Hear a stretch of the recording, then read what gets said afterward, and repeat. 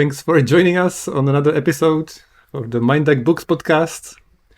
I am very happy to see you come back, Kristyna. Hello. Hi. Hello, everyone in the Bahamas. They don't like us anymore. They don't? Yeah, Oh. we've fallen out of the chart and now we're not popular in the Bahamas anymore. Okay, so I guess you need to cut it out. Sorry, Paul. That's fine. We leave it in. We are very fortunate that you haven't forsaken us and that you came back after the first episode you joined us on. I guess we'll see if you invite me back after my book today. We'll see if you if you want to come back after this. But thank you, Paul, also for coming back. Even thanks. after our previous catch-up episode where you lost all respect for me. And I have taken it as a mission to find a book that will make you reconsider. I have my doubts about that, actually. We'll see. How are you doing? Yeah, I'm good. Thank you. We should plug your paintings again. You just showed us a beautiful painting again. Yeah, I guess. You can find me at Paul Bowen Art at Instagram. Yeah, be more confident. We love it. I'm happy that you're going for it and actually having a business. Yeah, I haven't posted much recently because I've been busy with other, as I said, DIY nonsense in the house. So, anyway. Yeah, but that's great. So when we did the first catch-up episode with 4 people, I got a lot of positive feedback. A lot of people said that it was a lot of fun and it was fun to hear about so many books. So I'd like to do this once in a while. This time we should have been 4 people, but we mismanaged. So this time we're just 3 people. But that's better because I have more time to talk about what I read. And we're going to do a book each and talk about some details. And last time we chose who's going to be first by some nonsensical gimmick. So this time I want to ask, when did you last touch a book physically, like a physical paper book? Like, touch to, what do you mean? Just like, I am surrounded by books. I touch books every day, which sounds weird, but I do. Here's the answer. I don't have any paper books. I have only digital books. And that's exactly why I have to talk about my book last, because it's going to derail everything. So I think Kristyna can go first. No, Oh, I went first last time. Okay, so Kristyna, do you mind? if we I start with don't your mind. book? I Okay. think it's going to be a nice way to break the ice on the episode, maybe. Yeah, I was doing a little bit of some research and I was very intrigued by your choice. So, So, my book is called The Blazing World. Generally, that's what people call it. The actual name is The Description of a New World called The Blazing World. And it was written by Margaret Cavendish, the Duchess of Newcastle, in yes, 1666. yeah, the mark of the devil, so it's already good. So, you hear that title, and I'd like to ask you, what do you expect this book to be like? The Blazing World. I was thinking of some like horse racing or something. I don't know why. And then I was like, was Blazing there horse saddles. racing in 1600s? Probably. I guess. So that's what I was expecting, but not at all. Yeah. There is a racing, mentioned, but it is not horses. Okay. So, Is it cars? it's a book from the 17th century. So, it could be considered old-timey and maybe a bit weird, maybe a bit boring, and it is all of those things. No. I was expecting you to say it's none of those things. It's also batshit insane. Okay. At a level of Wattpad fanfiction, I think. So, I guess a little bit of a disclaimer. It's text that can be and has been analyzed seriously. So if you're studying literature, you can get a couple of good essays out of this thing. You can dissect it from the point of view of political sciences, colonialism, imperialism. You can look at it from the point of view of women's studies or queer studies. If you know the car salesman meme, where it's you slap the roof and this baby maybe. can fit so many analyses. It really can. But that's not what this Okay. is going to be, because it's not an English class and it would be boring. I want to tell you what happens in the Insane book, and Yes, then I please. guess you decide if you want to read it, because it is one of those books that if you read it, it stays with you, but I would not necessarily recommend it because Okay. it's a challenge to read. If whether English is or isn't your first language, it's like it's old. And I think actually native speakers might have a disadvantage because they're not used to looking That's what I was at afraid of. English texts that are difficult to parse, I think, in general. And also there's passages that are mind-numbingly boring, like really dull. But then there'll be a snippet of something that just makes it worth it. It makes up for it. So, yeah. It's quite old-timey So English, British I guess. English. Yes. Yeah, it's completely different. Yeah, it's a little bit different. As in, like, I will quote from the book and you'll be able to understand Oh it, wow. but it's, it's not comfortable to read necessarily. Well, I wanted to say before we get in the story, just quickly, I did some reading about the writer and like what this book means. And it's another one of those, if you're studying for exams and you need a literature recap, you can listen to our podcast, I guess. Is it really famous? Like, I don't do know. people actually study this? I never Because I heard of haven't it heard before. about this before. I think, like, I wouldn't call it famous. I wouldn't call it particularly important. It is interesting because it's so fucking weird. It is interesting. Okay. But it's, I wouldn't say it's famous outside of a very narrow field. Yeah. I thought it would be famous in the sense of women writers, and when I was reading about the writer, she said she was one of the first, or the first in her family that was allowed to go to school, and at the time women wouldn't go to school as much, and she would be one of the few writers who would publish under her own name, Yeah. and wouldn't be pretending to be a man or something. And she was famous for the philosophy and poetry and plays, so she was pretty clever, and she is considered to be like the first example or the earliest example of any science fiction or something like that, Yeah. which is interesting. And then I was reading more about her, and one of the articles about her life, it started with Cavendish's father, Thomas Lucas, was exiled after a duel that led to the death of one Mr. Brooks. But pardoned by King James, he returned to England in 60. I was like, what am I reading? Is this like another story that's just her life? So it's definitely from a different time and age. And It definitely is. Yeah. yeah.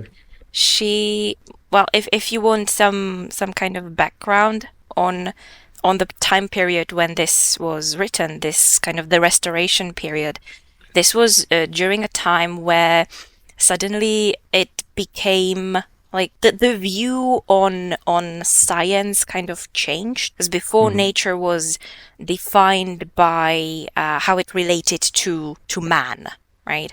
And but during that time, it began to be studied kind of more, and explored more, so kind of demystified. And so, yeah, there was this process of trying to systemize nature, put things into system, and many natural laws were discovered, but women were considered disruptive to science. So, Yes. professors at universities had to be celibate, and there were men heading research institutions, museums, universities, royal societies, and women were not allowed in, even though like the concept of nature was very often feminized. The study of it was kind of masculinized. Yeah. So, but later in the 18th century, women began to publish their own works, but this was in the 18th century.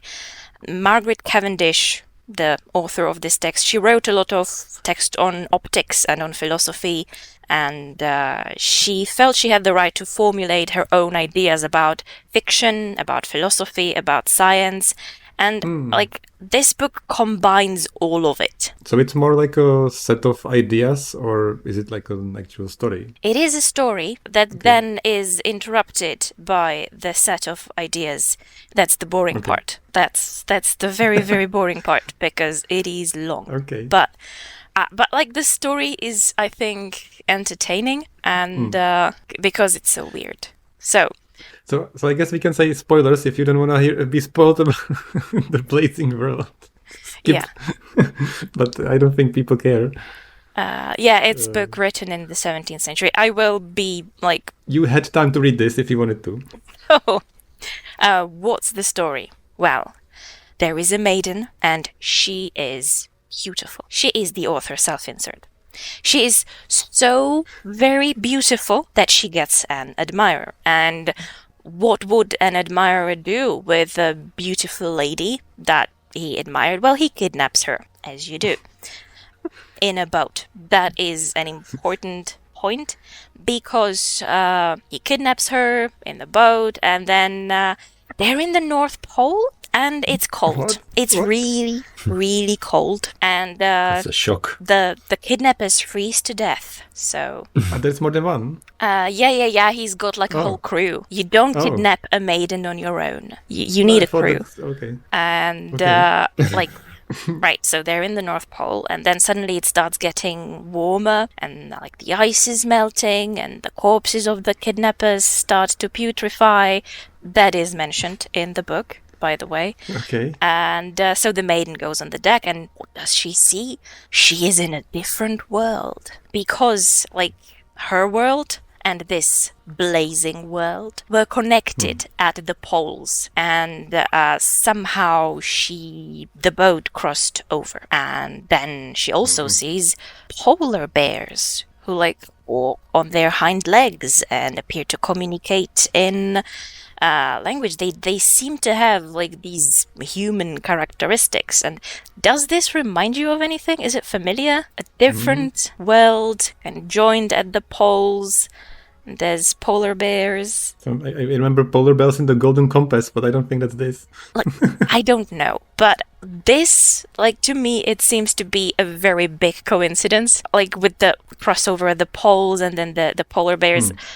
I think maybe Pullman kind of like read this and decided to insert it into his Dark Materials. But like, I don't know. I'd love to pretend I know the reference, but what's the book? No, his Dark Materials, that's like the series of Yeah, it Golden is. Okay, yes, Compass okay. and the other two. I don't remember the names Might of be. the other two. Yeah, I don't know either, but I just wanted to confirm. Right. So there she is in a different world among polar bears who seem to be speaking their own language, and they take her in, and she doesn't know what the hell is going on, but she shakes off her kidnapping, the days spent among the putrefied flesh of her kidnappers, and she begins to learn the language. And then suddenly the bears put her on a ship, and they take her to the emperor of their world. And I am going to quote from the book now, because the passage, I think, I laughed so hard when I read it. "No sooner was the lady brought before the emperor, but he conceived her to be some goddess, and offered to worship her, which she refused, telling him, for by that time she had pretty well learned their language, that although she came out of another world, yet she was but a mortal. At which the emperor, rejoicing, made her his wife, and gave her an absolute power to rule and govern all that world as she pleased. But her subjects, who could hardly be persuaded to believe her mortal, tendered her all the veneration and worship due to a deity." Okay. So I laugh. I like. Okay, maybe it's not very funny to you, but to me it was funny, because this kind of, it proved to me that it's the universal human instinct that when you first start to write a story, you want to put yourself in that story, and you're going to make yourself the most amazing character, and everybody loves you. Yes. And like this emperor, he sees her, and she's a goddess. I must marry her. I like that he gives her ultimate power. Yeah, absolutely. Like that is his main role in the book. He does not appear very often afterwards. Like, it was important that she met him. He said, "Okay, you are now the god, the ruler of this entire world," and then he fades into the background. Okay. So does she use her ultimate powers? She does.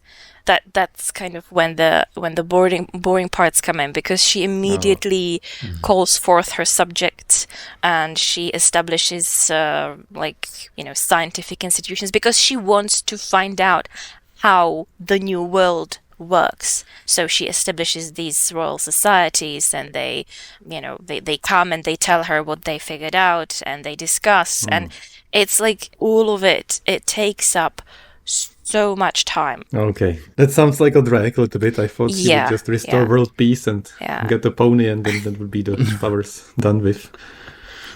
But there is one thing that I kind of got a kick out of when I was reading it. It's the different inhabitants of the world. Because the way this world works is that even though it has a lot of diverse inhabitants, they all speak one language, they worship one god, they have one emperor. It's all there can't be any actual differences, otherwise the whole society collapses, which, is kind of fucked up, but, So what kind of inhabitants live here? There's the bears. We already met the bears. There's humans of they've got more skin colors than the rainbow. They're green, they're blue, they're orange, and then there's also giants and satyrs, and there's foxmen and wormmen and magpie men, ant-men, spider-men, and of course lice men. Lice men? Yes. It's awful. Are they all the same sizes, or are they don't know. Different proportions? That I have no idea. The book goes into a lot of minute detail about all sorts of dull shit, but it doesn't describe if a louse man is half man, half louse, or if it's simply a louse that lives in a human-like society, or if it's some kind of a shape-shifting were-louse. I don't know, but I want to know, but at the same time I kind of love that it's got all of these possibilities, especially since at one point the Emperor and the Empress, they organize races and they watch the lice men race. And I think I misunderstood. Lice, I thought you meant like in hair, like the parasites. I did. Yes, I did mean that. So I didn't misunderstand. It probably would have been better if... So I instantly started thinking if they live on the bears or something, like in their fur.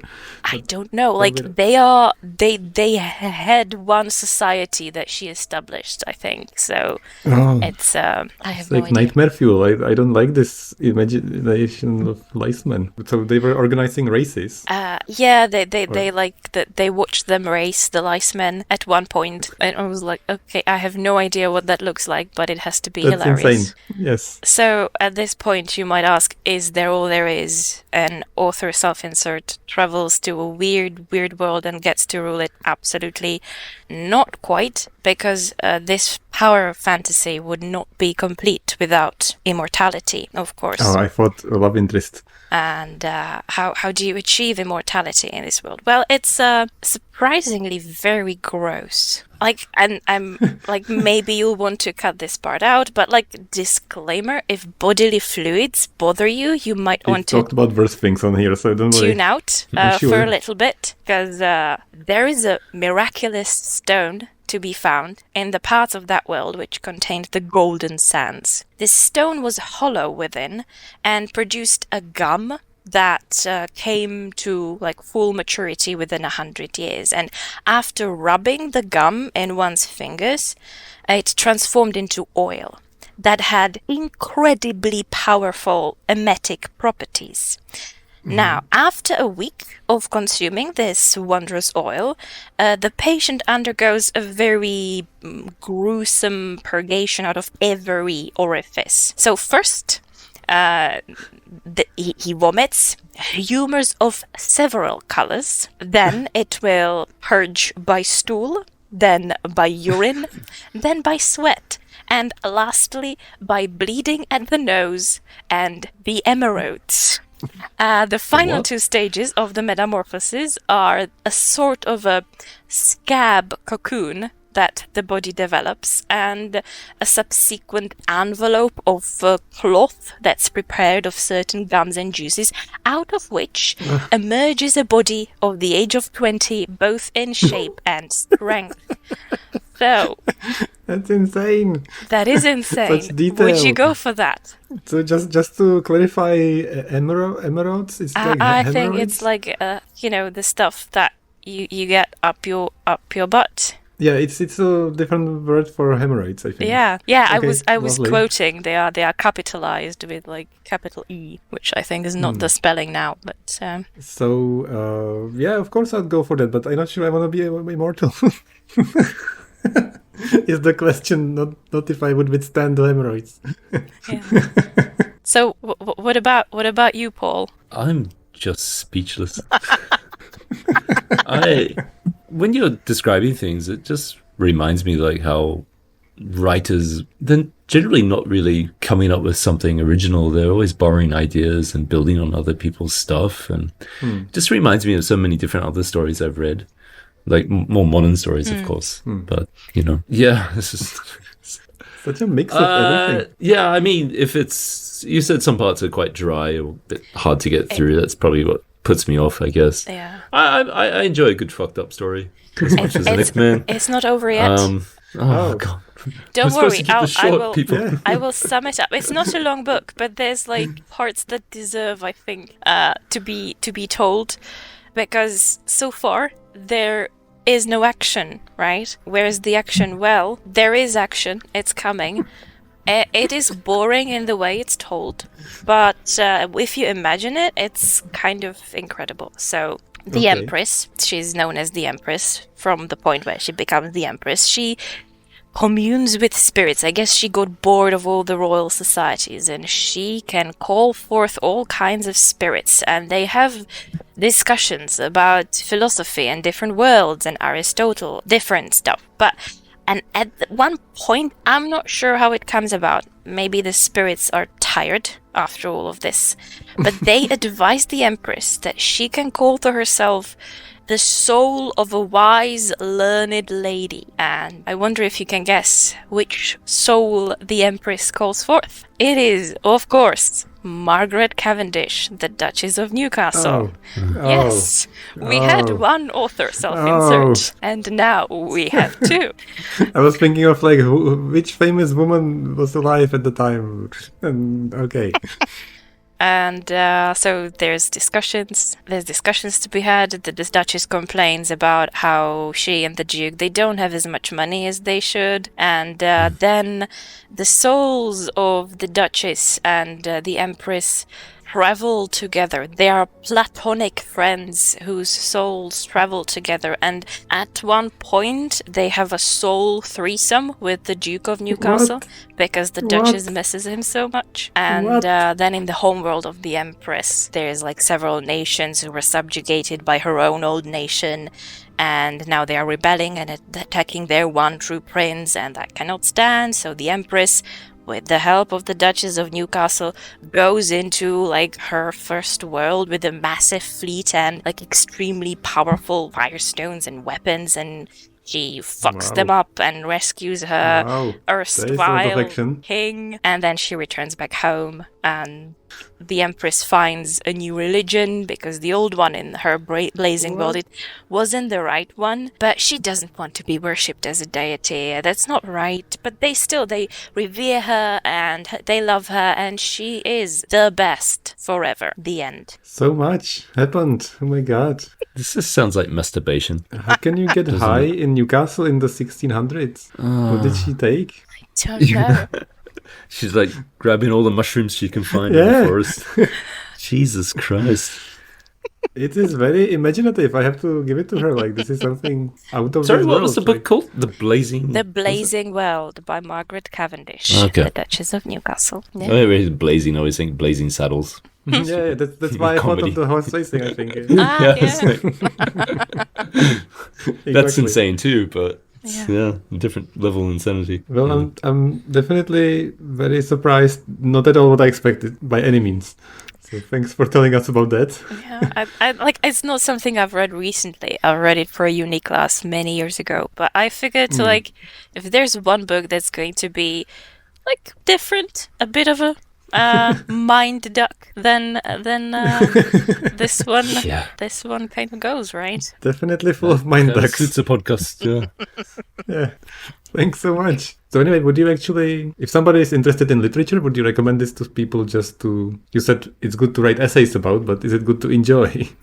Well, it depends what you're looking for. There's going to be parts that are like there. For me, it was boring. Honestly, I was skipping pages and pages of those descriptions of, yeah. But then there's stuff like that, that immortality stone, and That's insane. that like you really do pause and you read it and you're like, holy shit, that is insane. And if you like, this is the 17th century. She's a Yeah. duchess, and you might have the idea that she'd be like, delicate or something, like, right? Or this is not Probably the really sort bored. of stuff a lady talks about. But no, there's blood and stuff coming out of every orifice. I was going to try to stay sober through this whole thing, but Yeah, you better start drinking. We're getting there. yeah, for yours, I'm preparing, Philip. Yep. So, Jesus. Get some cheap 7-Eleven wine to get me through. Oh, wow. All right. So let's move on to the next book. guess that's me. Paul read something that he told me about, and I was very surprised he did read it, and then I was even more surprised that he did like it. Philip, a while back, accused me of being a grumpy old man, and I've, like someone else that shall remain nameless. And I said, no, I actually enjoy youth stuff. This was during the Ender's Game podcast. Yeah. You said that I've lacked. What did you actually I criticize said me that saying? you have a little bit of a Paul syndrome, because Paul says he's too old to like do childish nonsense, and he's over it, and we should grow up, and we should. So I said he cannot enjoy childish things anymore. So I accused Paul of the same thing, and I was wrong. I stand corrected. So, firstly, my wife, she brought this book home. It's actually a young adult fiction book. I did the typical thing of judging a book by its cover. So, if I just hold up the cover, what kind of book would you actually think it is, though? I thought it was a horror. It looks That's what I very- thought, too. It does I look. was getting like... Yeah, I was getting like a Tremors vibe. Exactly. And I was like, and my wife hates horror. And then I picked it up and I was like, what's this crap? So the book is called Holes by Louis, and then Sachar. Sachar. Is it how you say that? We're keeping the mind duck tradition of mispronouncing I read everybody's on name. Wikipedia pronounced and then Sacker, which helped a lot. So I guess it's like Saker, but I have no idea. I heard it today, but I'm probably Okay, mispronouncing it. I'll shut up. We'll keep the tradition going Yeah. of never getting anybody's name correct. He's written quite a lot of young adult fiction, and this Thought was more the like first children one. Books. Well, between 10 and 18, I think. Yes. And this one won like the Newbery Medal and some other awards as well. It was turned into a movie that I actually sat through and watched today. Today. Wow. Yes, it's on YouTube. It's a movie produced by Disney, and it's still on YouTube. And Mr. Mouse hasn't come for it yet to take it down. Yeah. I'm very surprised. Me too.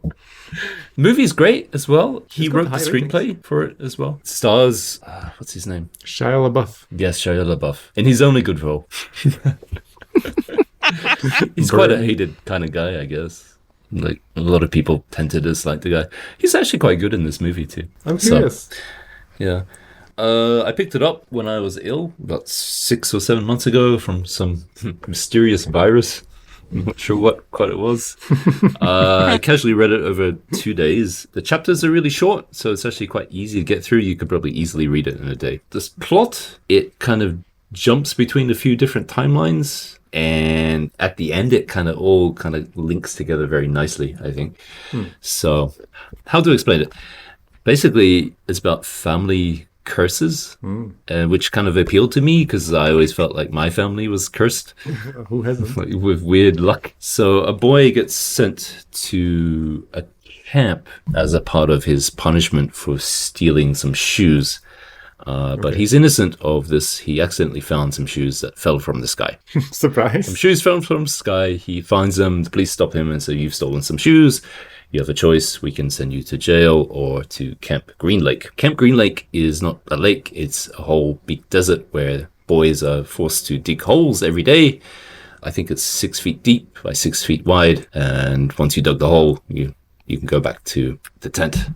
So every day they have to dig one hole. Okay. So the camp is run by a warden who is basically looking for something. All right. And this is where it kind of jumps between different timelines. So there's an ancestor who came from, I think, Latvia. Okay. And he wanted to originally marry a girl, and he went to a gypsy to help him fatten up a pig to present to the father of the girl.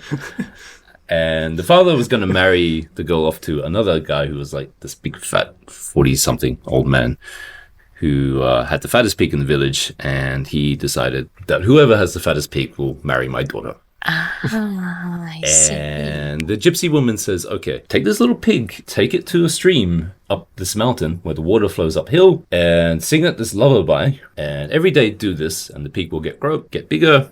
And eventually the pig will be big enough. But eventually, please take me, the gypsy woman, to the same stream at the end and sing the same lullaby to me. I want to drink the water from the stream. So eventually the pig gets big enough and presents it to the father. The village girl is an idiot. She can't decide. And the boy's like, look, I don't care anymore. Obviously, I've made a mistake. And he just gets on a boat and goes to America. So the gypsy lady puts a curse on the family. And all the boys in the family will be cursed now because you did not take me to the top of the mountain to drink this water. So we fast forward to the time where Stanley Yatlitz, same spelling back to front. Okay. The family has a curse where bad things seem to happen. So that's why he ends up at this prison camp. All right. So there's another timeline where we go back in time to see this lake, which actually had water in it. Okay, it was a thriving kind of town and village. And the school teacher who she had a school and she was teaching adults and children both basics, reading, writing, things like that. She makes a relationship with a guy who's selling onions in the village. This is so random. All right. But he's black, and this is in Texas. Okay. So he helps her like fix the school, fix the roof, fix the windows, and things like that. Eventually, they kind of fall in love, and they kiss, and someone in the village sees them kissing, and then basically, this is like not allowed. This is like 1900s. The owner of the town, well, the richest man in the town, he basically kills the black guy. The woman, the school teacher, she becomes an outlaw, and basically the town is cursed for the next 100 years. There's no water or no rain in the town. Okay. Two curses now. Yes. Yes. Yeah. So back to the camp where the boys are digging holes. Very curious about the holes. What's the whole premise of this? What are the holes about? The school teacher becomes an outlaw called Kissing Kate Barlow because she always leaves a kiss on someone who that she murders. All right. Man, this is convoluted. It is a lot of stuff going on. With a lot of that's right. But it all links together very nicely. I can't imagine. It's very well written. I guess we should warn for spoilers again if you want to read this by now. I don't think I can explain it without the spoilers, actually. Yeah, of course. I mean, just like if somebody's getting intrigued, maybe stop now and read I wonder the if they're first. looking for water. Basically, the outlaw, because she loved, I forgot his name, the black guy who was murdered by the rich town boy. The town's cursed, so she goes off and she actually robs the great-grandfather of Stanley Yatlitz, who's now at the camp digging holes. And he was left for dead in the desert, and he climbed up to something called God's Thumb, where he survived or something. We don't know what God's Thumb is. Okay. She comes back to the town where it's like a desert later on, and she's buried the loot of the grandfather that she robbed, which was just like, he made a lot of money from the stock market and other stuff like this. Because the family's always cursed, so every time they have some good luck, there's always bad luck. So the grandfather got robbed by Kissing Kate Barlow, who's stolen the loot, buried it somewhere in the desert on that lake. Later, she comes back to the lake because she's just fed up with life, and she wanted to die a long time ago. The lake is sort of populated with these lizards, these yellow spotted lizards you might see on Oh, I didn't notice that. So Yeah, and if they bite you, that's it. You're finished. There's no way to survive. So she's confronted by the guy that she sort of spurred, who wanted to marry her. Basically, she just lets a lizard bite her, and they don't know where the loot is. Okay. Kind of like Cleopatra. Yeah, so basically that's why they're digging the holes at the camp, because the great grandchild wants to okay. find the loot I see. of Stanley Yatlet's grandfather. Okay, so it's buried somewhere in the lake, but they don't know where it is, so that's why they're always like digging the holes to find it. So during the camp, one of the guys called Zero, they all have nicknames, he runs away from the camp, and then Stanley also tries to find him, or runs away as well to try and rescue him. Because in the camp, basically, you can run away, but there's no water or anything anywhere. So if you run away from the camp, there's no way to survive. Yeah, you're dead. Eventually, he finds him, and they decide to climb up this mountain that looks like God's thumb. And eventually, they get to the top of the mountain, and they find water, and Stanley helps Zero, who's the descendant of the child. I dropped a part. The gypsy had a son or someone who went to America. So he's the descendant of the gypsy.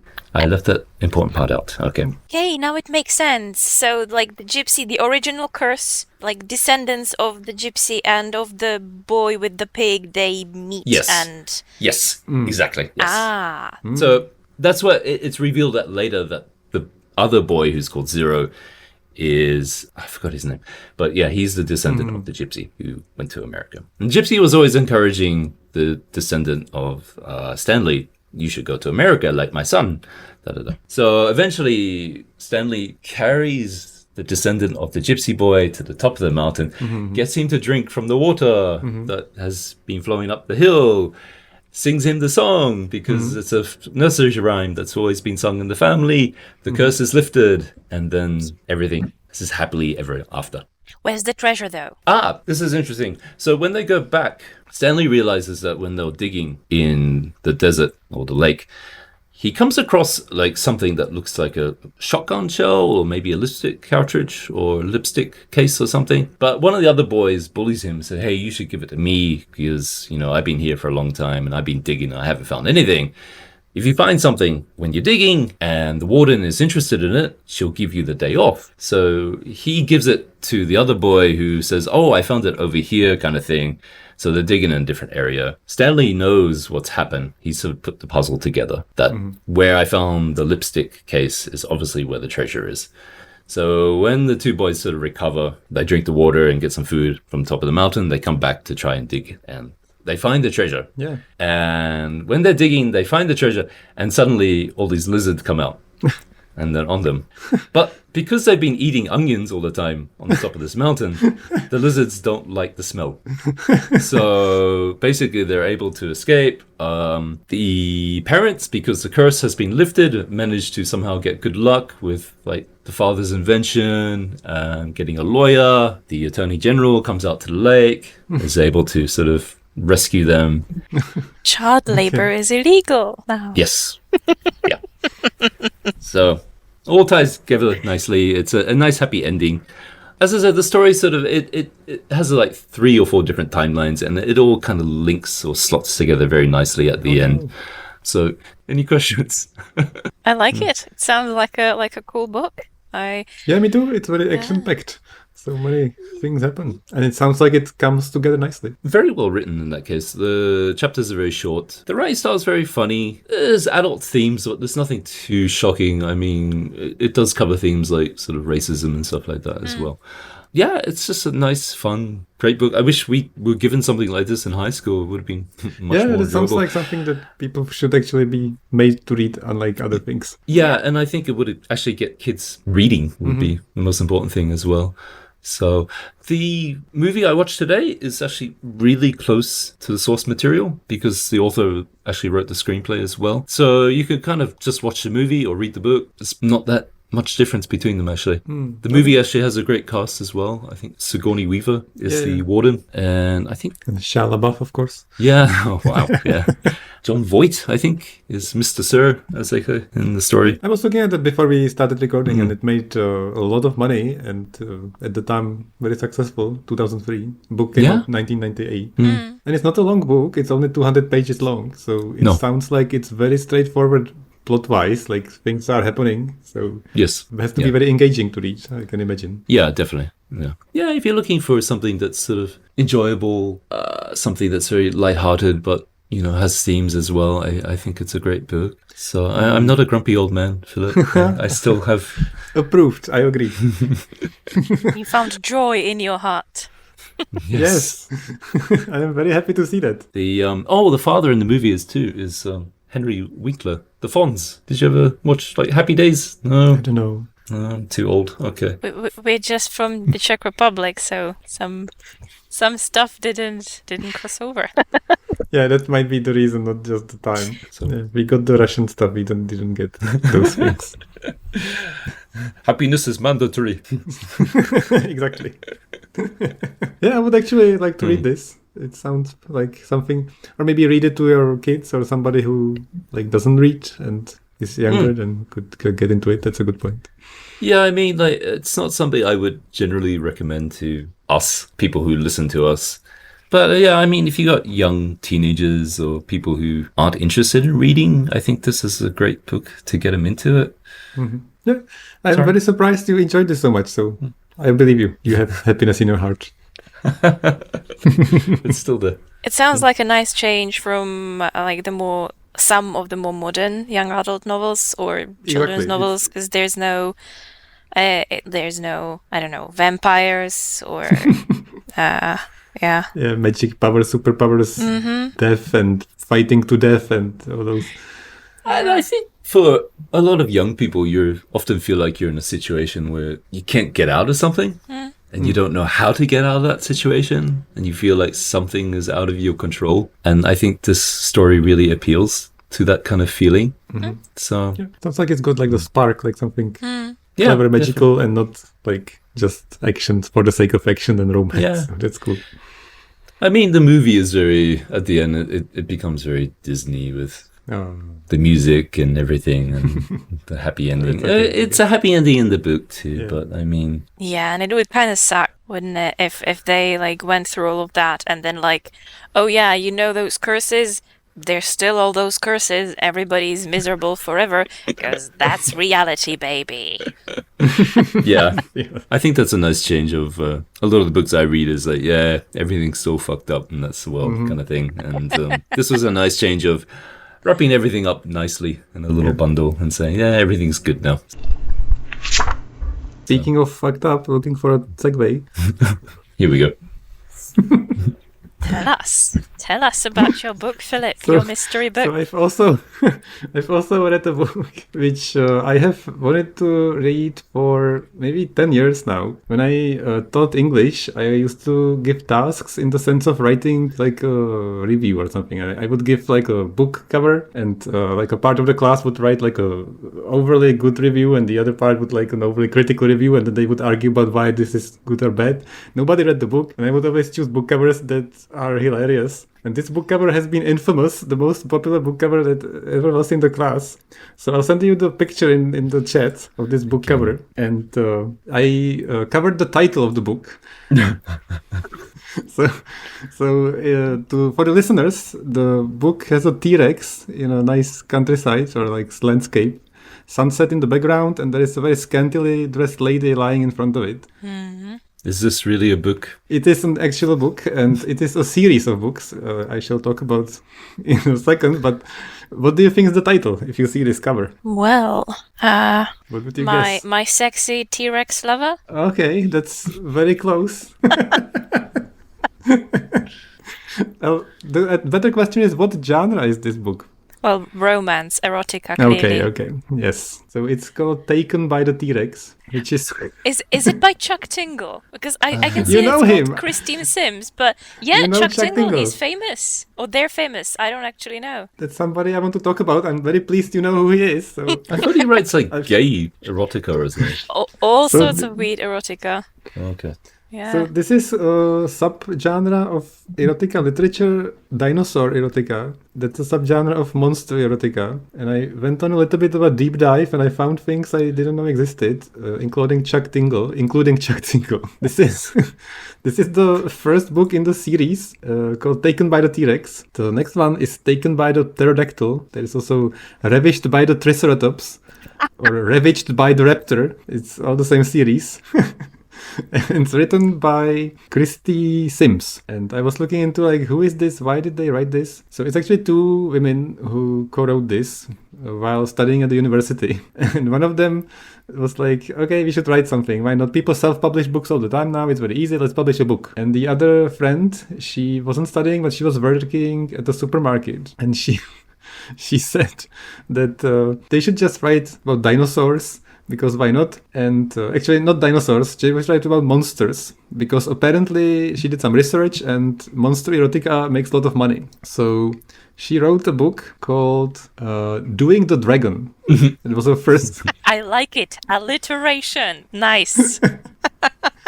And it was a success. And soon she was earning so much she could quit her job and focus only on writing. So she stopped working in the supermarket, and she got together with the other friend, and they were like, okay, let's do some research and let's do something new. Dinosaur erotica. They started writing all these things, and it took off, and it's actually making money, which is strange. Did you actually read this book? I did actually read this book. It's very short. If you listen to the audio version, it's like 1 hour. So I forgot how many pages. I didn't listen to it. I didn't dare, but I did read it. I'm going novelette, to risk isn't it? becoming known as like the one who recommends like weird porn stuff. I have not read this, but I know it's a thing. If you're shocked about the dinosaurs, there's a genre where like women fuck the coronavirus. Yes, Fucked by that's the another book. coronavirus. I'm not kidding. That's a real thing. You have spoiled it. Unfortunately, this is a book I have also read. And I'm already planning an episode with my wife about it. So it's coming up. Sorry for God. spoiling the surprise. No. I mean, I got a bunch of... After I read this book, and I found it on Amazon and all sorts of places, I've been getting recommendations. Kissing the Coronavirus popped up, and I was intrigued.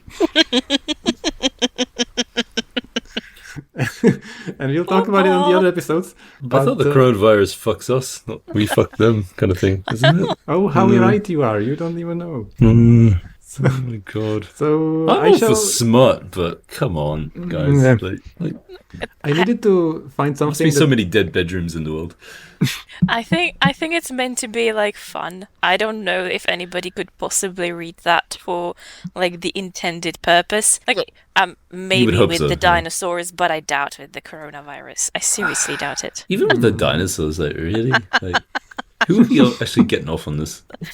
I'm afraid some people do get off on this, and I don't know. Probably.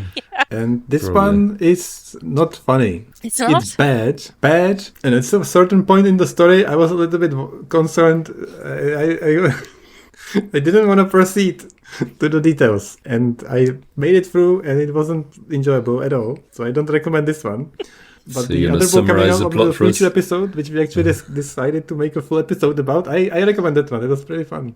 I like the other one. This book gave me... I don't really want to talk about this book so much as like this genre and what's behind all this. I guess I should give you the story since we already started talking about this. It's very simple.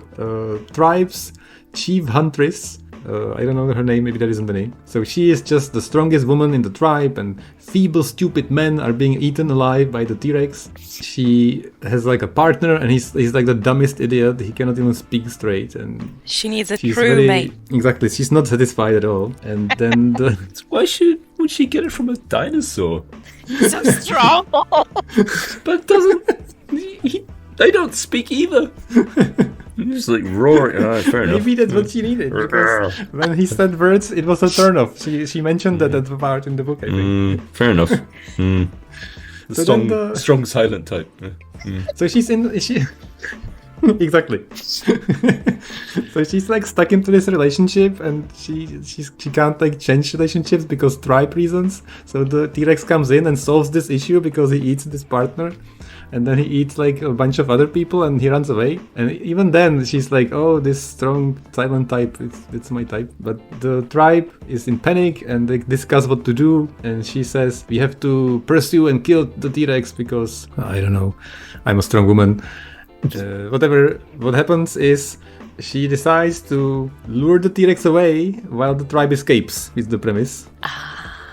She And sacrifices then it happens, herself. finally. Yes. So, and the things that happen, we shall not talk about, and it was horrible. But if you do want to hear it and talk about it, I have a question for you, and that is, how would you guess it happens? Because I was curious, I didn't know, Yeah, and I'm I wondering can't about imagine that as how it well. happens. And it did happen in a very specific way. So, what would you think? But how the T-Rex got really short arms. He's not going to be able to like, do anything. Exactly. He didn't need those. Oh, okay. Don't They know, describe it? Does, Yes, very much. like, it does present logistical issues, definitely. And the logistical issues were solved to They excruciating were. detail. I guess you need a cliff. I don't know. Cliff, I don't like. go on. I figure like you're in some kind of a rainforesty plains Yes. stuff environment. You'd need to first deal with the height difference somehow. Yeah, so that's actually correct. She was like kind of on a rock or something. Yeah. Yeah. so she is on some kind of a rock She's cliff. high up. She's high up enough, yeah. I don't know, a swing. She's like a pioneer of like the modern bondage swing thing. Cave paintings of it you can find. So the T-Rex is like attacking, and she's running away, and then the T-Rex like stumbles a little bit and like smells her or something, and she smells nice or whatever. And then she like hesitates, and she wants to save her life, so she I'm not gonna say things too graphically, but she hugs it and puts her like legs around it and locks her ankles around it. And then in the book she becomes a human-sized something, and then stuff happens. Oh, she transforms. Yeah. No. that's- She doesn't transform. She's just hugging it. I That's it. see. Yeah, I guess. And conveniently, she also gets naked in the process, and she also gets off on it and stuff like that, and it's horrible. I didn't enjoy that at all. I was very concerned, disgusted, and terrified. Man, this podcast has gone down. Yep. But so that's how it ends, and the dinosaur leaves satisfied away, and she is very satisfied, everybody satisfied, best time of their life. Oh, well, But, that's the end of the book. Yes. I see. So the tribe was saved because the T-Rex calmed down. They talk about aggression and how Yeah, built up energy yeah. and all this, and now he's fine. Just like me after sex. It's like, okay. I'm all good now. Exactly. You don't have to ravage like a No, I village. don't have to and- murder my neighbors or anything. Yeah, Exactly. yeah. It's all good. But why I want to talk about this is that it got me on a deep dive of this type of literature, and I found the guy that Kristyna mentioned. His pseudonym is Tingle because he gives you the tingling feeling of sexual ecstasy or something. That's why he calls himself that. And he became really, really famous in 2016 during the Hugo Awards. And this is like a huge thing I didn't know about. We always talk about these awards and how people don't like them or don't care about them. So apparently there is a very loud and vocal group on Reddit and other places online that disagree with how the books are awarded. And they organized like a troll voting mass event. And they wanted to find a book that would be successfully nominated and win the Hugo Award that's nonsense. And they chose this guy, Mr. Tingle. And they chose a book, and I'll send you the picture of this book because I can't even say it. Somebody please read the title. Oh, I know this one. Space Raptor Butt The Invasion. butt invasion. You do know this one, really? I think he's always have that kind of titles though, actually. Yeah, this is Yeah. like the thing, and it's Yeah. like a joke that makes him so much money. So he actually got nominated successfully for the Hugo Award, and it caused a huge controversy, and he didn't win it, but he was in it, and people had to read the title during the awards and everything, and all this.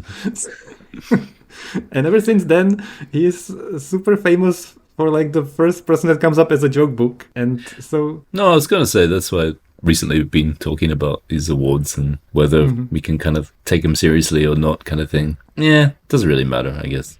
Yeah. Yeah. Like the book, you like the book. Yeah, whatever. The next year after he was nominated successfully, he wrote another book, and the book was called "Slammed in the Butt by My Hugo Award Nomination." So that's what he wrote next. And he also wrote, for example, a book Is that's that called like metaphorical or literal? I Maybe. think the way it works in the books is that the concept that like slams him in the butt or pounds him in the butt is personalized, amorphosized in some way. So yeah. So he has like a lot of books, and it's always pounded or slammed by something. One of the titles is "Pounded by the Pound: Turned Gay by the Socio-Economic Implications of Britain Leaving the European Union." Can we make one for the yen? Like, at the moment, what And would be then a he yen got- title?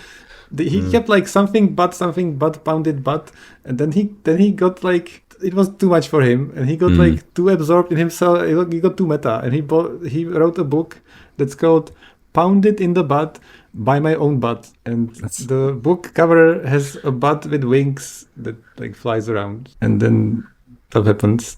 But anyway, the book that he wrote is actually a book, because all of these books are just jokes and they are like 20 pages. That's a short story. But he actually did write a book that did sell and that did make a lot of money. That's this book. And apparently it's a big deal. This one has about 200 or 300 pages. Yeah. Have you seen this? I have, yeah. Really? He wrote it. He wrote it as a reaction to what J.K. Rowling is doing, has been doing, as in like kind of a fuck you. Yeah. Yeah. This book is called Prince Wizard Harriet Porber and the Bad Boy Parasaurolophus. Yeah. Looks yeah, so like it's an- Jar Jar Binks. yes, looks like Jar Jar Binks a little bit. It does. It does. Got sexy tattoos and stuff. Yeah.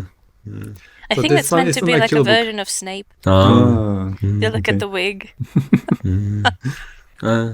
So I didn't know this whole genre existed, and I don't recommend any of it. Yeah, there's all sorts of books, I think, like this, and these ones look like they're just fun. Maybe they could be exploring some issues like here with the trans wizard or yeah, but then there's this other kind of genre of books or a different flavor of erotica novels. They're also kind of weird and fucked up, and there was a whole lawsuit about them in America. I think some of it is still ongoing, and that's the Omegaverse. I don't know about those. I'm not sure you want to. I'm not sure you want to. Okay. It's like a whole new concept that, yep. Okay.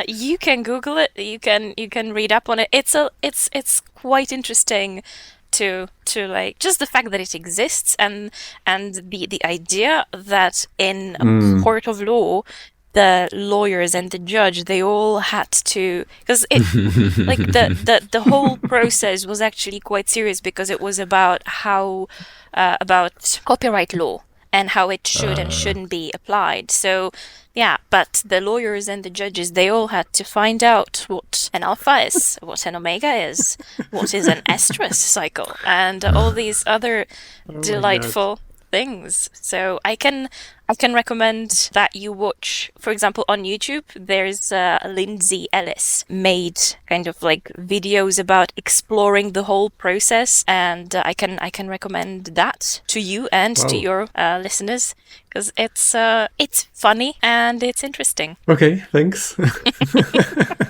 I shall not read those.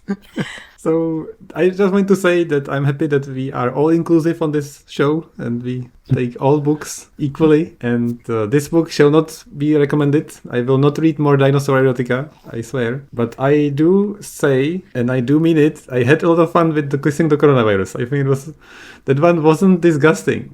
It was only fun. And it was bad enough. It was bad over the line, like so bad that it was fun to me. Yeah. So yeah, that's coming up in a future episode. But I guess that's about it for this one. I'm checking it now. It's at like 2.36 on Goodreads. Which I don't know The cover is like the coronavirus is like a green hunky looking man. Yeah. Wow. And it's got a sequel. It's a trilogy. There is like the second one is like the multi-strain or something. They have a threesome or something. Nice. With what other virus? It's different strains of the coronavirus. Oh. Wouldn't they get jealous of each other or something? Maybe they morph into one at the end, and then they're whole. Oh, God. So thanks for listening, and thank you both for bearing with me. Hope you're not talking to me the last time. You hang up and never see me again. Have a nice life then. Thanks for inviting me. It was fun. I guess, sorry, Paul, your book was the only normal one. No, Kristyna's book was also interesting. Once again, just disappointment. I swear, next time for the catch-up, I'll actually read something, worth reading. But I do still believe that 50 principles of hand-to-Zen face combat, what was it called? It was called 50 Principles of Hand-to-Face Combat by Forrest Griffin. It's a book worth reading. It's a good book. It's like a UFC fighter. It was on the previous catch-up episode. And I was about to say how wise it is and what you can learn from it, and I was booed out of my space on the podcast, so we had to move on. Deservedly. All right. Thanks, everyone. Yeah, Sorry. bye. Thank you. Bye. Bye. Thanks. Thanks again for listening. Please subscribe and rate us on your favorite podcasting platform. On our next episode, Philip and Chan will do an in-depth analysis of the classic Kissing the Coronavirus by M.J. Edwards.